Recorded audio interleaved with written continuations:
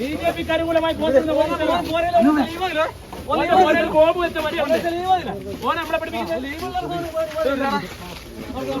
നമ്മളെ നമ്മളെ അറിയാത്ത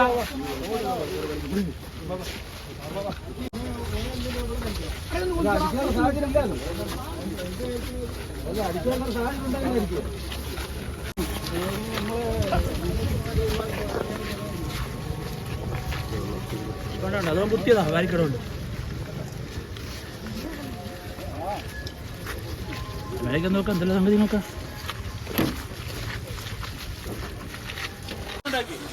അറിഞ്ഞുകൊണ്ട് കുത്തി ഒഴിഞ്ഞ് അറിയാത്താളില്ല ഇടവരക്കാരൻ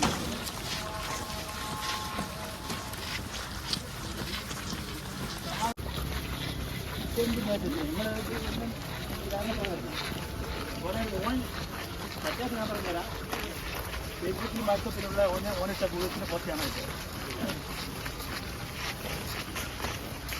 സംഗതിൻ്റെ ആളെ വെക്കല്ലേ പറയൂ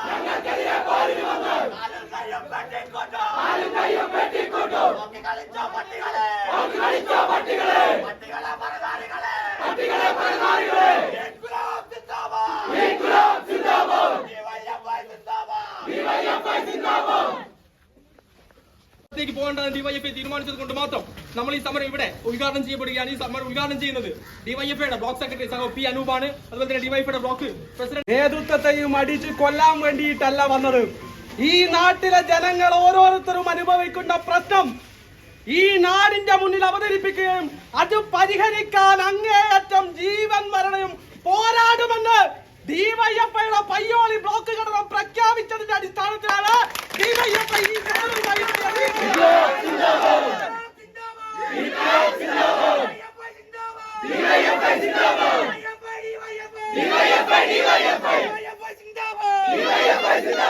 വളരെ സമാധാനപൂർവ്വം ജനങ്ങളെ ബാധിക്കുന്ന പ്രശ്നം ഈ നേതൃത്വത്തെ അവതരിപ്പിച്ച് അത് പരിഹാരം കാണുന്നതിന് വേണ്ടി സമാധാനപൂർവ്വം ഈ മാർച്ച് നടത്തിയപ്പോ ഇവിടത്തെ കാക്കിക്കുള്ളിലെ കഴിവാറികളായ പോലീസ് ഈ ബ്ലോക്ക് സെക്രട്ടറിയെ അതിക്രൂരമായി മർദ്ദിച്ചിരിക്കുകയാണ്. പ്രിയപ്പെട്ടവരെ, ഞങ്ങൾ ഈ സമരവുമായി മുന്നോട്ട് പോകുമെന്ന് ഉറക്കെ പ്രഖ്യാപിച്ചുകൊണ്ട് ഈ ഡിവൈഎഫ്ഐയുടെ ഈ മാർച്ച് ഔപചാരികമായി ഉദ്ഘാടനം ചെയ്യുന്നതിന് വേണ്ടി ഡിവൈഎഫ്ഐയുടെ ബ്ലോക്ക് സെക്രട്ടറിയും ജില്ലാ കമ്മിറ്റി അംഗവുമായിട്ടുള്ള പി അനൂപിനോട് സ്നേഹപൂർവ്വം അഭ്യർത്ഥിക്കുകയാണ്. ഒരു സമരമെടുക്കാനുണ്ടായ സാഹചര്യം ഇവിടെ വളരെ വിശദമായി വിശദീകരിക്കണമെന്നില്ല. കാലങ്ങളായി ഡിവൈഎഫ്ഐ ഏറ്റെടുത്തു പോകുന്ന ഒരു മുദ്രാവാക്യത്തിൻ്റെ തുടർച്ചയാണ് ഈ വാഗാടിലേക്ക് നടത്തിയിട്ടുള്ള സമരം. ഈ സമരം വളരെ സമാധാനപൂർവ്വമാണ് ഡിവൈഎഫ്ഐയുടെ ബ്ലോക്ക് കമ്മിറ്റി ആലോചിച്ചിട്ടുള്ളത്. ഞങ്ങൾ തീരുമാനിച്ചത് ഈ വകാട് ഓഫീസിന്റെ മുന്നിൽ ഡിവൈഎഫ്ഐയുടെ സമര വളണ്ടിയർമാർ ഇരിക്കും എന്നുള്ളതാണ്. സഖാക്കളോടൊരു കാര്യം, സഖാക്കളെ, നമ്മൾ സമരം ഉദ്ഘാടനം ചെയ്യാന്ന് വിവേക്, ഈ സമരത്തിൻ്റെതായ നിയന്ത്രണമുണ്ട്. അത് വിട്ടുപോകുന്നതൊന്നും ഈ സമരത്തിന്റെ വകല്ല. സമരത്തിന്റെ രീതിയിൽ സമരം എങ്ങനെയാണോ ആഹ്വാനിച്ചത് അങ്ങനെയാണ്. അല്ലാണ്ട് ഇവിടെ വന്ന് ഇത് ഏക്കർ കണക്കിനുള്ള സ്ഥലമാണ്. ഇവിടെ ഡിവൈഎഫ്ഐ വന്നൊരു മരത്തേടൊന്നും സംഘടിപ്പിക്കണം. ഡിവൈഎഫ്ഐ ഇപ്പം തീരുമാനിച്ചത് ഈ ഓഫീസിന്റെ മുന്നിൽ വന്നിരിക്കണം. ഈ ഓഫീസിന്റെ മുന്നിൽ നിന്ന് ഈ ന്യായമായ അവകാശം അംഗീകരിക്കുന്നത് വരെ ഈ സമരത്തിന് അവസാനമില്ല. ഈ സമരം ഇന്നിപ്പം തുടങ്ങും, എപ്പോൾ അവസാനിക്കുമെന്നില്ല. ഞങ്ങൾ മറ്റു വരുത്ത് ഇതിന്റെ മുന്നേ 3 പ്രാവശ്യം വന്നതാണ്. കൊയിലാണ്ടിയിലെ CIക്ക് അതുമായി ബന്ധപ്പെട്ട് വളരെ വിശദമായിട്ട് അറിയുന്ന നല്ല രീതിയിൽ ഒരു ഗവൺമെന്റിന്റെ വികസന പ്രവർത്തനം എന്ന രീതിയിൽ ഞങ്ങൾ സംസാരിച്ചിട്ടുണ്ട്. അന്നൊക്കെ സംസാരിക്കുമ്പോഴും ഡിവൈഎഫ്ഐയുടെ ഒരു സ്വപ്നം ഈ വികസന പദ്ധതി യാഥാർത്ഥ്യമായാൽ ആയിരക്കണക്കിന് വരുന്ന ചെറുപ്പക്കാരന് പണി കിട്ടുന്ന ഒരു സംവിധാനം ഈ കേരളത്തിലുണ്ടാവും.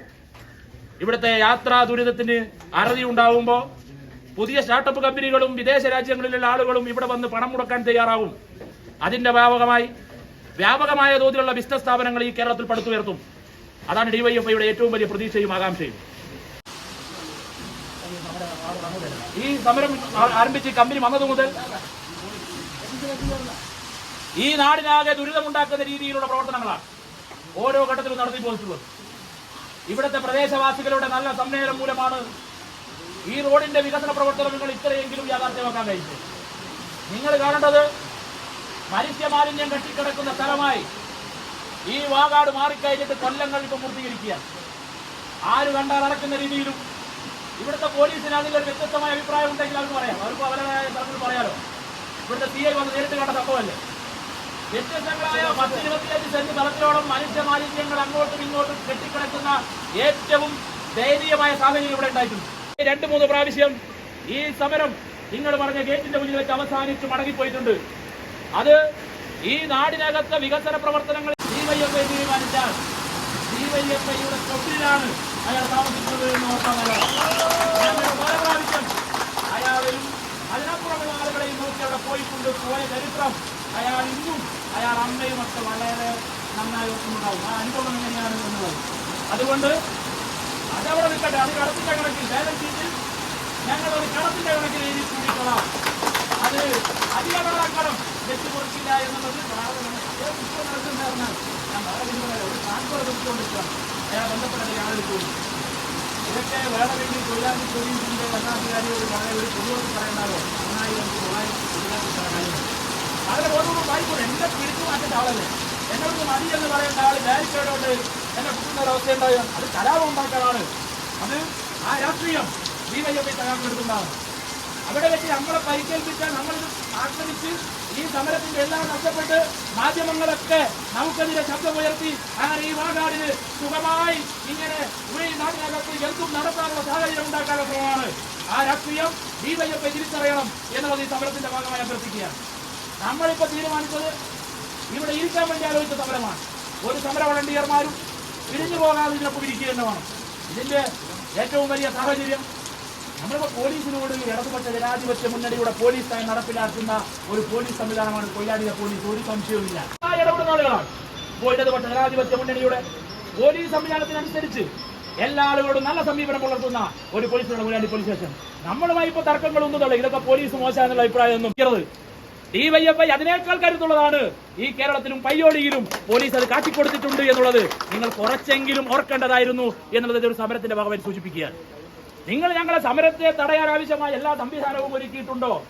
നിങ്ങളുടെ ലക്ഷ്യം എന്ത് എന്നുള്ളത് പോലും ഒരു സംശയത്തിന് നേരിലേക്ക് വരികയാണ്. പക്ഷെ ഡിവൈഎഫ്ഐ ഞങ്ങൾ തീരുമാനിച്ചത് നിങ്ങൾ പോലീസുള്ളതുകൊണ്ടല്ലോ ഇവിടെ വന്നത്. പോലീസ് മുഴുവനും ഗേറ്റിന്റെ അടുത്തായിരുന്നു. ഡിവൈഎഫ്ഐ വന്ന് ഇവിടെ നിലയുറപ്പിച്ചു. ഡിവൈഎഫ്ഐ 4 അടി ആത്ത് കയറിയാൽ എന്ത് സംഭവിക്കുന്നുള്ളതൊക്കെ നമുക്കറിയാം. അങ്ങനെ എന്തെങ്കിലും കാരാഗ്രഹത്തിലായി പോകുന്നില്ല. കുറച്ച് ദിവസം കഴിഞ്ഞാൽ ജാമ്യം കിട്ടുന്ന വകുപ്പൊക്കെ ചേർത്ത് കേസെടുക്കാൻ കഴിയും. കേസൊന്നും ഈ പയ്യോടിയിലെ ഡിവൈഎഫ്ഐയെ കാണിച്ച് ഭയപ്പെടുത്തരുത് എന്നുള്ളത് ഞങ്ങൾക്ക് ഓർമ്മിപ്പിക്കാനുണ്ട്. പോലീസിനോട് ഞങ്ങൾക്ക് ഒരു പ്രയാസമില്ല, പ്രതിസന്ധിയില്ല. നിങ്ങൾ നന്നായി ഇടപെടുന്ന പോലീസാണ്.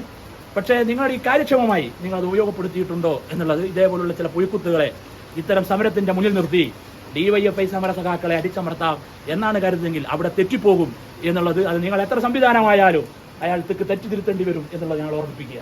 അതൊരു കരുതലായി വെക്കണം. ബാക്കിയുള്ള സംഗതികളല്ലാതെ ഇതിപ്പോൾ എന്താ ദയനീയമായ പ്രശ്നമാണ് നാഷണൽ ഹൈവേയുടെ തീരത്തുള്ളത്. ഒരാൾ വീണാൽ കാണാത്ത രീതിയിൽ ഉള്ള കുഴികളാണ് രൂപപ്പെട്ടിട്ടുള്ളത്. ഈ വാഗാടിന്റെ സമീപനം എന്താണ്? അതിലേക്ക് വാഗാട് വളരെ മോശമായ സമീപനമാണ്. ഏത് രാഷ്ട്രീയ പാർട്ടികളോടും അതിന്റെ ഏത് നേതാക്കന്മാരെയും എന്ത് വാക്കും പറഞ്ഞ് പറ്റിക്കാമെന്ന് കരുതുന്ന ഒരു ഏജൻസിയായി വാഗാട് പ്രവർത്തിക്കുകയല്ലേ? ആരെല്ലാമാണ് ചർച്ച നടത്തിയിട്ടുള്ളത്? CPIM-ന്റെ മുതിർന്ന നേതാക്കന്മാർ ഇപ്പോൾ ഇവിടെ ഡിവൈഎഫ്ഐ സമരം നടത്തി. ഞങ്ങൾ വലിയ പക്വതയുള്ള ആളുകളാണെന്നുള്ള അഭിപ്രായം ഞങ്ങൾക്കില്ല.